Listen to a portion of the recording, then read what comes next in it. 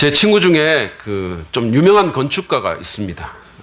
이번에 상공부 장관 상도 타고 국제적인 레벨의 상도 몇 번 수상을 한 걸로 제가 알고 있어요.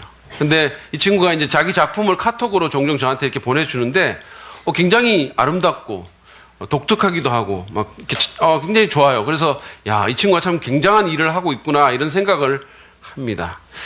여러분 작품들 한번 보실래요? 네, 이게 친구가 만든 거예요. 이런 작품들을 이렇게 건축 작품들을 만들어 가지고 이렇게 저한테 보여줍니다. 그래서 참 너무 멋지다는 생각이 들어요.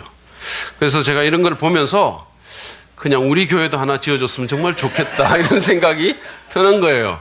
사실은 제가 이 친구한테 복음을 전해가지고 예수 믿도록 도와줬기 때문에 그런 바람이 드는 거죠. 그러면서 속으로는 아니 자기가 땅까지 사가지고 좀 해줬으면 더 좋겠다 이런 생각이 들기도 해요. 근데 제가 생각해도 좀 너무 바라는 것 같아요. 이렇게 염치 없이 공짜를 바라는데 왜 이마가 안 벗겨지는지 모르겠어요. 여러분, 우리가 살고 우리가 예배드리고 우리가 일하고 우리가 쉬는 그런 건물들 짓는 거 굉장히 중요하고 또 필요한 일입니다. 저는 만약에 제가 재능만 있으면 한번 도전해보고 싶은 그런 직업 중에 하나가 이런 건축 설계 쪽이에요.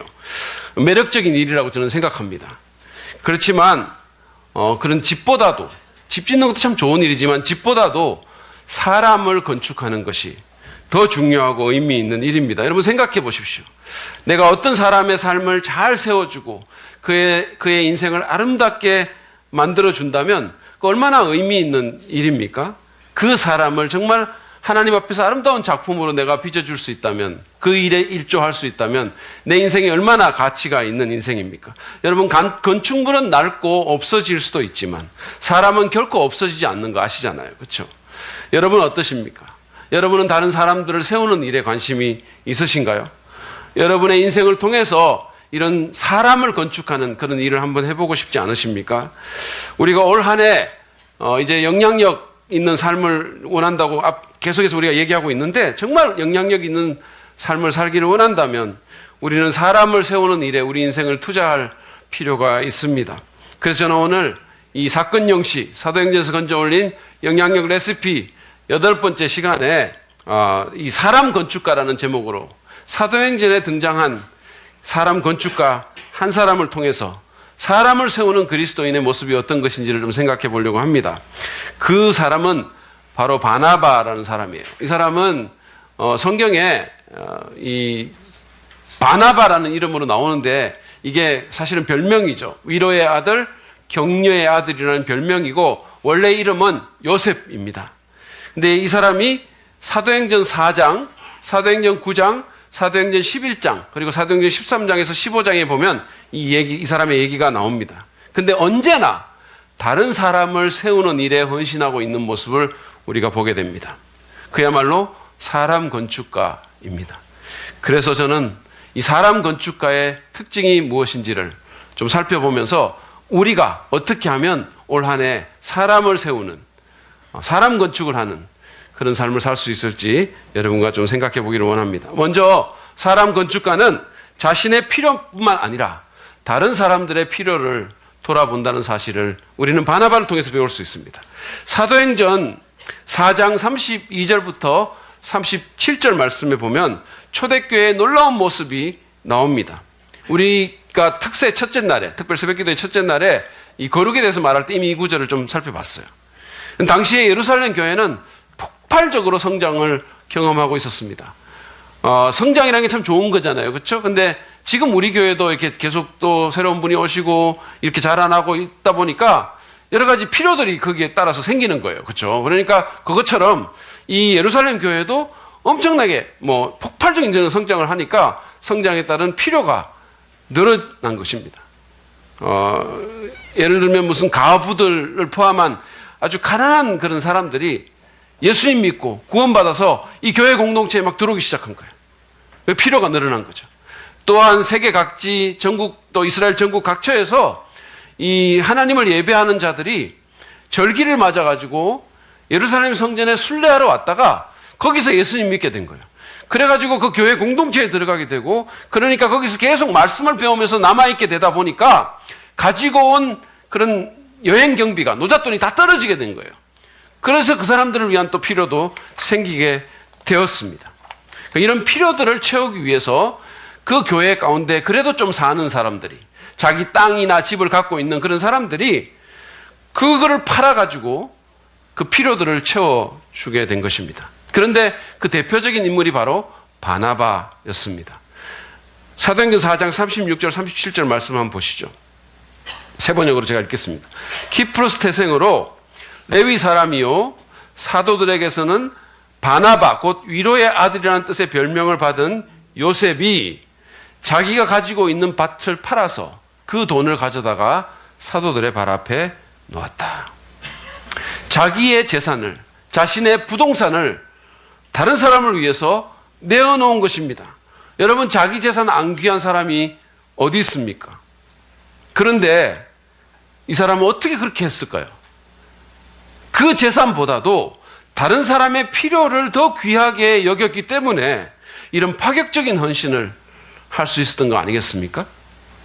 우리가 자기 필요에만 갇히면 우리는 결코 사람 건축가로서의 삶을 살 수 없을 것입니다. 그러나 그것을 벗어나서 다른 사람의 필요를 돌아본다면, 그래서 그 필요를 정말 우리가 마음에 안게 된다면 우리는 다른 사람을 살리고 세우는 그런 삶을 살 수 있을 것입니다. 여러분, 션이라는 연예인 아시죠? 그죠? 예, 이분입니다. 근데 결혼한 지 11년이 되었는데도 부부싸움을 한 번도 해본 적이 없다는 희한한 사람이에요. 제가 볼 때는. 이 부인이 이게 정혜영이라는 이쁜 탤런트인데 혜영이와 함께해서 10년이 하루 같았다고 이렇게 말을 하는 사람입니다. 제가 볼 땐 정상이 아니에요. 우리 교회에도 이 뭐 혜영이를 부르짖는 그런 아이돌 비슷하게 생긴 남자 하나 있죠. 그 사람도 정세가 좀 있어요. 그런데 혜영이는 아니지만 유영이를 찬양하는 또 정세가 조금 더 심한 남자도 우리 교회에 있습니다. 그런데 션은 그 사람들보다 훨씬 중증이에요. 제가 볼 때는. 근데 이 부부가 참 귀한 부부인 것이, 이 부부가 이 컴패션이라는 단체를 통해 가지고 제3세계의 가난한 아이들을 후원을 합니다. 우리 교회도 그런 분들이 계시잖아요. 근데 이분들이 그 아이들, 그러니까 영적 부모가 되어주는 건데 800명을 후원하는 거예요. 800명 이상을. 그러니까 제가 계산을 해봤더니 그것만 해도 매달 3,600만 원이 드는 거예요. 놀라지를 않으시네요. 얼마나 해야 놀라시겠습니까? 여러분, 이 두 사람 다 연예인이라서 뭐 보통 사람이 버는 것보다 훨씬 더 돈을 많이 벌겠죠. 그렇지만 그렇다 하더라도 이 금액은 엄청난 액수예요. 제가 보도에서 보니까 이런 일들을 하기 위해서 사람들을, 이런 아이들을 주님 안에서 바로 세우고 그들에게 꿈을 주는 이런 일을, 이런 삶을 살기 위해서 이렇게 물질을 나누면서 자기들은 전셋집에서 사는 거예요. 우리가 다 션 부부처럼 못하고 바나바처럼 못한다 하더라도 우리는 우리가 할 수 있는 만큼 다른 사람의 필요를 돌아봐야 합니다. 우리가 그리스도인이잖아요. 우리가 값없이 사랑받고 복음받은 사람들이잖아요. 여러분, 소설가 이회수라는 사람이 글쓰기의 공중부양이라는 책을 쓰는데 제가 이 책을 참 재밌게 읽었는데 여기서 이런 말이 나와요. 어떤 놈이 나쁜 놈일까? 이렇게 질문을 해요. 그러면서 나뿐인 놈이 나쁜 놈이라고 이렇게 대답해요. 나뿐인 놈이 나쁜 놈이다. 그래서 이 사람이 말하기를 나뿐인 놈이 의문학적인 변천 과정을 거쳐서 나쁜 놈이 되었을 거라고 자기가 생각한다고 이렇게 말을 했어요. 여러분, 그렇지 않습니까? 이 세상에 정말 어려운 사람들 많은데, 정말로 필요가 있는 사람들이 많은데, 특별히 우리가 그리스도인이라면 영적인 필요에 허덕이는 수많은 사람들이 있는데, 하나님 예배하고 싶어도 못하는 사람들이 너무 많은데, 나만 생각하고 필요 이상으로 누리려고 하고 다른 사람 돌아보지 않으면 그거 진짜 나쁜 거 아닙니까? 그래서 바울은 빌립보서 2장 3절 4절에서 다른 사람을 돌아보라고 얘기를 하면서 이런 권면을 했어요. 무슨 일을 하든지 경쟁심이나 허영으로 하지 말고, 우리가 얼마나 이런 거 잘합니까? 경쟁심으로 허영으로 사는 거예요. 저 사람이 이런 아파트 샀으니까 나는 저거보다 필요가 없는데도 더 큰 거 사야 되겠다. 저 사람 저 차 타니까 나는 저거보다 더, 저 사람이 저런 학교에 보내니까 나는, 이런 식으로 인생을 사는 이런 바보 같은 이런 삶을 얼마나 우리가 잘 삽니까? 경쟁심이나 허영으로 하지 마라 그랬어요. 그렇게 살지 마라. 세상 사람들은 그렇게 살더라도 우리는 그렇게 살 필요가 없다는 거예요. 그러면서 겸손한 마음으로 하고 자기보다 서로 남을 낮게 여기십시오. 또한 여러분은 자기 일만 돌보지 말고 서로 다른 사람들의 일도 돌보아 주십시오.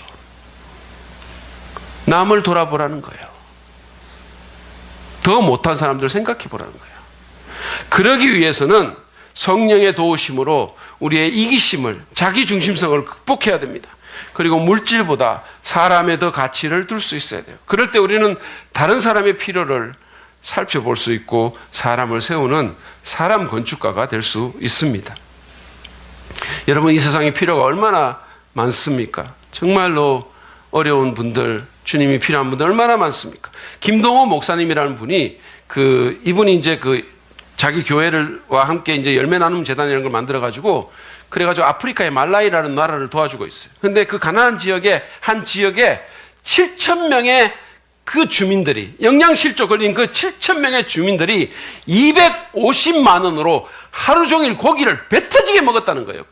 그래서 그 모습을 보니까 그 목사님 이런 말씀 하셨어요. 내가 그걸 보니까 250만 원짜리 가방 진짜 못 들고 다니겠더라 그랬어요. 여러분, 우리에게는 그냥 별거 아닌 건데 우리는 조금 더 낫게 한다고 쓰는 거고 조금 액세서리 같이 하는 건데 누군가에게는 그것이 생가사의 갈림길이 될 수 있다는 사실을 기억하시기 바랍니다. 그러므로 커피값 같은 거 조금 아껴서 한 달에 10,000원, 20,000원이라도 우리가 선교사님들 개척교회 후원했으면 좋겠어요. 여러분 중에 이미 하시는 분 계시겠지만 한 달에 45,000원만 투자하면 컴패션이라는 단체를 통해서 한 아이에게 새로운 삶과 꿈과 하나님의 사랑을 줄 수 있어요. 그 인생을 완전히 변하게 만들 수 있어요. 편지가 오는데 읽어보면 얼마나 귀한지 몰라요. 우리 주변을 돌아봅시다. 우리 청년부가 했던 것처럼 우리가 혼자 안 되면 함께라도 공동체로서 어떤 한 아이의 교복을 마련해 줄 수도 있습니다. 소년, 소녀 가장을 돌 수도 있고 신학생의 장학금을 줄 수도 있어요. 교회 내에 있는 누군가의 필요를 보고 지목헌금을 할 수도 있어요. 어떤 방식이든 다른 사람의 필요를 돌아보시기를 바랍니다. 그게 사람 건축가로서 살아가는 하나의 길입니다. 우리가 또한 성경을 보면, 사도행전을 보면 이 사람 건축가의 또 다른 특징을 볼 수 있는데 그것은 바로 사람을 믿고 받아주는 겁니다. 사도행전 9장에 보시면은요, 사울이라는 사람이 이게 엄청 교회를 핍박하는 사람인데 이게 예수님을 극적으로 만나게 돼. 부활하신 주님을 만나게 되고 그래서 회심하는 얘기가 나옵니다. 근데 이 사람은 이제 자기가 예수 믿고 나서 믿는 사람들을 좀 교제하려고 했는데 사람들이 그를 받아주지 않는 거예요. 왜냐하면 지독한 핍박자였으니까. 그래서 그를 의심하고 받아주지 않아요. 아무도 그의 회심을 믿지 않았어요. 그래서 그가 외톨이가 됐습니다. 그런 그를 믿어주고 손을 내밀어준 사람이 있는데 바로 그가 바나바입니다. 사도행전 9장 26절에서 28절 말씀이에요. 보시죠. 사울이 예루살렘에 이르러서 거기에 있는 제자들과 어울리려고 하였으나 그들은 사울이 제자라는 사실을 믿을 수가 없어서, 당연히 그랬겠죠. 모두들 그를 두려워하였다. 그러나 바나바는 사울을 맞아들여 사도들에게 데려가서 사울이 길에서 주님을 본 일과 주님께서 그에게 말씀하신 일과 사울이 다마스커스에서 예수의 이름으로 담대히 말한 일을 그들에게 이야기해 주었다. 그래서 사울은 제자들과 함께 지나면서 예루살렘을 자유로 드나들며 주님의 이름으로 담대하게 말하였고, 여러분 보셨죠? 바나바는 사울이라는 과거의 핍박자를 믿어주고 받아줬을 뿐만 아니라 신앙 공동체에 소개를 해준 거예요. 만약에 바나바 같은 사람이 없었다면 오늘날에 바울이 있을 수 있었을까요? 누군가를 믿어주고 받아준다는 것은 그 사람에게 긍정적인 동기를 부여하고 힘과 에너지를, 용기를 줍니다. 저희 집사람은 우리 윤 목사님 아이들을 이렇게 공부를 좀 봐주고 있어요. 우리 아이들 공부를 봐줬던 것처럼 그 아이들 공부를 좀 봐주고 있는데, 효령이가, 그 아들인 효령이가 영어 단어 암기 같은 걸 잘 안 해온다는 거예요. 숙제를 안 해온다는 거예요. 근데 최근에 우리 이상희 선생님이 이제 그 효령이 영어를 좀 봐준 모양인데, 거기는 또 효령이가 숙제를 잘 해간다는 거예요. 그래서 아니 문 사모님한테는 잘 안 해가면서 왜 이상희 선생한테는 잘 해가냐고 이렇게 물으니까 현영이가 대답하기를 거기는 아내 갈 수가 없게 만든다고 이렇게 말을 하는 거예요. 그래서 아니 그게 뭐냐고 이렇게 물었더니 걔가 대답한 말이에요. 이상희 선생님이 정말로 세상에서 가장 따뜻한 엄마 목소리로 현영아 나는 네가 잘하리라고 믿어. 할 수 있을 거야. 잘할 수 있지? 할 거야. 이렇게 말을 한다는 거예요. 그런데 우리 집사람은 불꽃 같은 눈으로 쏘아보면서 너 이거 했어? 또 안 했어? 뭐 이렇게 한다는 거예요. 그게 차이라는 거죠. 제가 사실은 3주 전에 제 아내를 찬양하겠다고 말을 해놓고 3주 만에 또 이런 예를 드는 게 참 거시기합니다. 근데 그렇다고 해가지고 매번 찬양만 하면 이게 또 우상숭배가 될 수 있잖아요. 그래서 한 번씩 이런 것도 넣어줘도 괜찮겠다는 생각을 합니다. 조금 마음이 좀 그러네요, 그죠? 근데 사실 우리 집사는 굉장히 훌륭한 교사예요. 정말 잘 가르칩니다. 하원이 성적 올랐어요. 네, 정말이에요. 여러분은 사람을 정말 믿고 받아주십니까? 하나님은 우리를 다 아시면서도 우리 받아주셨잖아요. 우리 믿어주셨잖아요. 우리 있는 모습 그대로 받아주셨잖아요. 우리가 믿음 고백할 때 나 그거 못 믿겠어 이렇게 말하지 않으셨어요. 네 과거를 봐라 그러지 않으셨어요. 우리가 주님 제가 또 잘못을 저질렀습니다. 용서해 주세요 라고 말했을 때 우리 주님이 웃기고 있네. 네 꼬라지를 봐라. 내가 너한테 또 속을 거 아니야. 이렇게 말씀하셨어요? 안 그랬잖아요. 용서해 주셨잖아요. 여러분 우리가 사람을 받아줄 필요가 있습니다. 부모님 계시면 여러분 자녀를 믿어주십시오. 있는 모습 그대로 받아주세요. 우리 이상희 선생님이 말했던 것처럼 나는 네가 잘하려고 믿어 이렇게 좀 해주십시오. 혹시 피그말리온 육아법이라고 들어보셨어요? 이 피그말리온 육아법이 뭐냐 하면 지속적인 믿음과 기대를 갖고 칭찬의 말을 끊임없이 해주면 상대방이 기대만큼 변화하게 된다는 이 피그말리온 효과라는 게 있는데 이거를 육아나 교육에 활용하는 게 바로 피그말리온 육아법이래요. 그래서 이 피그말리온 육아법을 하면 아이가 그 기대에 부응하는 그런 확률이 높다는 겁니다. 실제로 서울대 교육학과 신종호 교수라는 분이 최근에 서울대 이 교직 적성 이수학생 120명을 대상으로 공부를 잘하게 된 원인에 대해서 조사를 해봤대요. 그러니까 58%에 달하는 70명의 학생들이 부모의 신뢰를 그 이유로 꼽았다는 거예요. 부모가 믿어주니까. 그게 학습 효과에 영향을 줬다는 겁니다. 자녀 교육뿐만이 아닙니다. 우리 교회 공동체로서도 서로에 대해서도 마찬가지예요. 우리는 주님께서 성령으로 우리를 하나 되게 하신 공동체입니다. 믿으십니까? 믿으시기 바랍니다. 이따가 회의할 때도 이거 꼭 기억하세요. 예배 드릴 때만 잘할 게 아니라 우리는 주님께서 하나 되게 하신 가족이에요. 영적 가족입니다. 물론 우리가 분별력을 가져야 되고 또 이런저런 또 좋은 의견들도 내놔야 될 때가 있지만 기본적으로 우리는 서로를 신뢰하고 격려하고 용납해줘야 되는 거예요. 서로를 믿어줘야 되는 거예요. 서로를 가족으로 대해줘야 되는 겁니다. 끊임없이 의심하고 트집 잡고 몰아붙이고 부정적인 말을 하고 판단할 때 사람은 움츠려들고 공동체는 파괴됩니다. 제가 아까 여기 앉아서 찬양하면서 얼마나 감동했는지 알아요? 내가 이렇게 기쁜 마음으로 마음껏 하나님 찬양할 수 있는 공동체에 속한 게 얼마나 감사하던지요. 여러분 믿고 받아줍시다. 그럴 때 사람이 세워지는 거예요. 여러분 마음에 좀 안 드는 게 있더라도 그냥 좀 받아줍시다. 스타일 다 같은 사람 어디 있겠어요? 교리적으로 모든 것이 다 맞으려면 어떻게 우리가 여기 살겠어요? 그래서 우리가 좀 받아주고 함께 가고 믿어주고 같이 가는 그런 자세가 필요합니다. 좀 마음을 넓힐 필요가 있습니다. 그것이 사람 건축가가 해야 될 일이라는 거예요.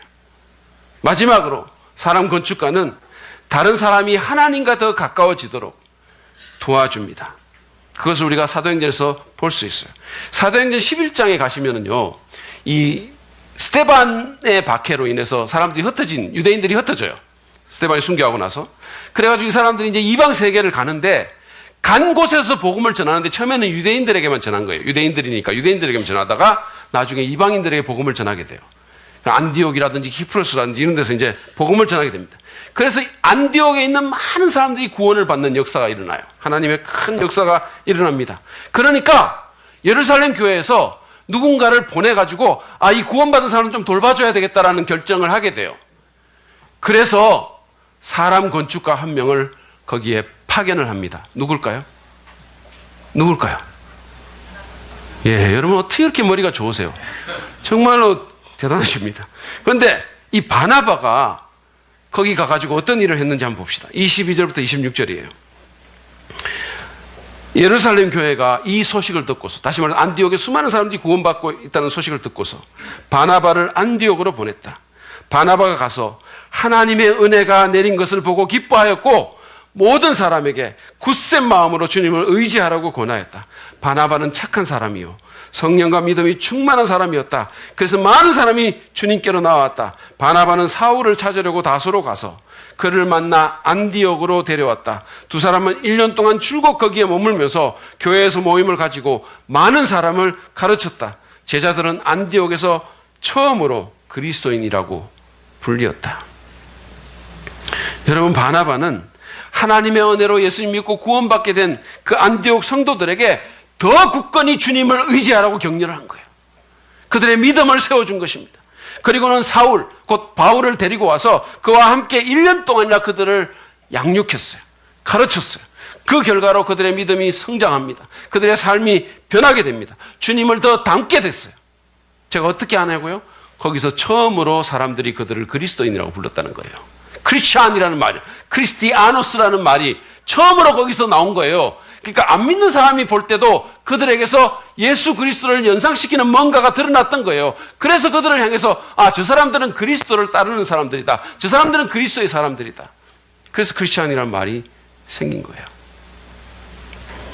바나바는 그렇게 사람들의 믿음을 세워줬던 겁니다. 우리가 사람을 제대로 세우는 사람 건축가가 되려면 우리는 그저 그 사람을 돌아보고 인간적으로 도와주는 데 그치는 것이 아니라 하나님에 대한 그의 믿음을 성장시키고 그가 하나님께 더 가까이 갈 수 있도록 격려하고 권해줘야 됩니다.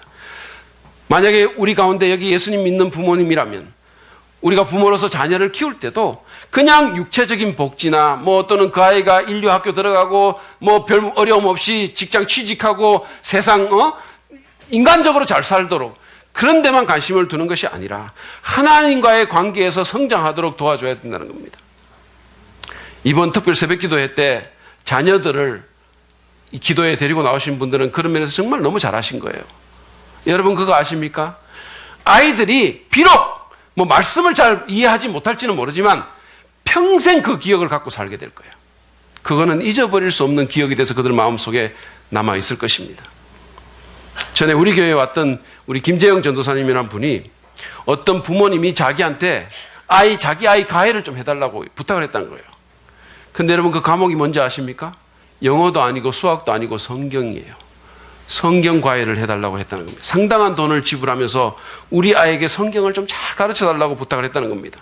그 부모는 자기 자녀가 영어나 수학을 잘하는 것보다도 성경 말씀을 더 잘 알기를 원했던 것입니다. 그래서 그의 믿음이 성장하고 하나님께 더 가까이 다가가고 그래서 그 아이가 더 좋은 성품의 사람이 되기를 원했던 거예요. 그 부모님은 정말로 뭐가 중요하고 정말 우리의 인생을 든든하게 세워주고 정말 우리의 인생을 참된 성공으로 이끄는 것이 뭔지를 알았던 거예요. 김재영 전도사님도 그렇지만 그 부모님도 정말로 사람 건축가라고 저는 생각해요. 여기 혹시 이 가운데 데이트하고 있는 분이 계시다면 그저 재미만 추구하지 마시고 타는 냄새 안 나냐? 이런 말장난 하지 마시고 서로의 믿음을 세워주시는 여러분 되시기를 바랍니다. 좀 하나님 얘기 좀 하고 그렇다고 무슨 맨날 데이트하면서 자기는 여부수족에 대해서 어떻게 생각해? 이런 말 하라는 얘기는 아니에요. 근데 진짜 좀 이렇게 좀 하나님 얘기 좀 하세요. 저는 청년 시절에 저희 와이프하고 이렇게 데이트를 하면서 매주 토요일 날 있는 성경 공부 모임에 제가 제 아내를 데리고 왔어요. 데리고 왔습니다. 그리고 처음에는 잘 몰라가지고 그랬는데 구원파 모임에도 제가 데리고 왔어요. 잘못했으면 우리 집사람이 문 엄마가 돼가지고 TV에 나올 뻔했었어요. 근데 어쨌든 저는 그 당시에 제가 교제하던 저의 여친이 제게뿐만 아니라 하나님께 더 가까이 나가기를 정말로 원했어요. 그래서 그것 때문에 제 아내가 구원의 확신을 갖게 됐고 믿음이 성장했어요. 여러분, 그것만으로도 제 아내는 영원토록 제게 감사해야 돼요, 사실은. 그것만으로도 제 아내는 정말로 평생 동안 제 설교 예화의 재료가 돼가지고 자신을 장렬히 사나워할 이유가 있는 겁니다. 근데 연인 사이뿐만 아니라 부부 간에도 마찬가지예요. 서로 하나님께 가까이 가도록 돕고 자극하고 영감을 주고 동기를 부여할 필요가 있습니다. 종교개혁자인 마틴 루터는요, 그 식탁에서 앉아가지고 자기 부인한테 암송시키고 잘하면 돈 주고 그랬다는 거예요. 여러분, 여기 남편들 한번 그렇게 해보시겠습니까? 저는요, 사실은 암송을 해서 돈을 받는 쪽을 택하겠습니다. 어쨌든 간에 부부 간에 그냥 살고 뭐 그냥 정신없이 생존만을 위해서 살지 말고 서로 간에 믿음을 좀 북돋아 주시는 그런 부부가 되기를 원합니다. 우리가 지난 송구영신 예배 때도 정말 간증을 통해서 들었지만, 저는 우리 교회의 이 이예수 집사님 부부가 그 어려움 가운데서 서로에 대한 그 하나님의 믿음과 사랑을 서로 북돋아 주는 그 모습이 너무 아름다운 거예요. 제가 정말 감동을 받습니다. 주기철 목사님이라고 아시죠? 여러분, 순교하신 그분 있잖아요. 그 사모님은요, 그 남편이 이제 옥에 갇혔다가 그러다가 이제 그 노모가 병에 걸려가지고 어려우니까 잠깐 이렇게 일본군이 이렇게 나가라고, 일본 경찰이 나가라고 해줬대요. 그래서 집에 가니까 그 부인이, 사모님이, 아니 왜 오셨냐고, 감옥 다시 가시라고, 주님 위에 죽으라고 이렇게 얘기했던 거예요. 여러분, 이런 부인은 감당하기 참 힘들 것 같지만 어쨌든 간에 서로의 믿음을 좀 세워줄 필요가 있는 거예요. 여러분, 누군가가 하나님께 더 가까이 나가도록 돕고 계십니까? 하나님에 대한 누군가의 믿음을 세워주는 데 관심이 있으세요? 우리 교회는 작년도부터 1:1 양육이라는 걸 하고 있잖아요. 그래서 정말 많은 분들이 이 양육을 받고 지금도 아마 한 20명 정도가 이제 수료를 하는데, 여기에 이끌미로 헌신하는 교육자들과 성도들을 보면요, 제 마음에 감동이 있어요. 정말로. 제가 이제 한 번씩 우리 교육자들 찾을 때가 있거든요. 그러면 누구 전도사 어디 갔어? 이러면 제가 제일 자주 듣는 말이 양육 중이에요 라는 말이에요. 제 귀에 노래 같은 말이에요. 사실은 이분들은 그렇게까지 할 필요 없어요. 그냥 자기 부서 잘 이끌고 그러면 돼요. 굳이 사람 개인적으로 만나서 하나하나 이렇게 할 필요 없어요. 그럼에도 그들은 기쁨으로 그 일을 합니다. 왜냐하면 사람을 세우는 데 관심이 있기 때문이에요. 이 과정에 여러분 참여하십시오. 그리고 여러분 자신들도 이끌미가 되십시오. 그것이야말로 진정한 사람 건축가로 사는 길입니다. 다음 세대 사역의 교사로, 목장의 목자와 부목자로 여러분 헌신하십시오. 그래서 사람을 돌아보고 정말 말씀으로, 사랑으로 믿음을 세워주십시오. 바나바가 그랬던 것처럼 굳센 믿음으로 주님을 의지하라고 권하시기 바랍니다. 어떤 직분이 굳이 없다 하더라도, 일반 목원이라 하더라도 여러분, 내 주위에 있는 동료 그리스도인, 동료 목원을 살펴볼 필요가 있고 그의 믿음을 격려할 필요가 있는 거예요. 여러분, 하실 수 있어요. 사실은 교회 안에서뿐만이 아닙니다. 학교에서, 가정에서, 회사에서 누군가의 믿음을 더 주님께 가까이 나가도록 여러분 자신이 들여질 필요가 있는 겁니다. 저는요, 제가 신학하기 전에 일반 대학원 다닐 때, 학생이었을 때 하나님께서 제 마음속에 다른 유학생들에 대한 그런 마음을 주셨어요. 그런 마음을 하나님 저한테 주신 거예요. 그 영혼에 대한 부담이 생겼어요. 그래서 그들을 주말마다 저희 집에 초청을 해가지고 식사와 다가를 제공하면서 성경 공부를 하고 하나님 얘기를 했어요. 많이 올 때는 그 유학생 부부가 20명 정도 모였어요. 저는요, 그 당시에 전도사도 아니었고 목사도 아니었어요. 그냥 일반 똑같은 유학생이었어요. 여러분도 그런 일을 할 수 있습니다. 그럴 때 누군가의 삶이 아름답고 견고하게 세워질 것입니다. 그리고 여러분도 기쁨과 보람으로 충만할 수 있을 거예요. 오늘 우리는 사도행전에 기록된 이 바나바의 얘기를 통해서 사람 건축가의 특징을 살펴봤습니다. 다른 사람의 필요를 돌아보고 사람을 믿고 받아주고 다른 사람이 하나님께 더 가까이 나가도록 도와주는 그 모습이 바로 사람 건축가의 모습이라는 사실을 우리가 배웠어요. 여러분은 어떠십니까? 여러분은 사람 건축가이십니까? 사람을 세우는 데 관심이 있으세요? 그런 삶을 살기를 원하십니까? 빌 하이벌스가 쓴 사랑하면 전도합니다라는 책이 있습니다. 거기 보면 한 강연자의 얘기가 나와요. 근데 이분은 우리 모두가 알아야 할 것이 있습니다라고 하면서 스티커 한 통을 꺼냈습니다. 그리고 나서는 강단을 돌아다니면서 이 모형, 집 모형인데 집 모형에다가 또 자동차 모형이라든지 사무실 모형 같은 데가 이 빨간 스티커를 붙이는 거예요.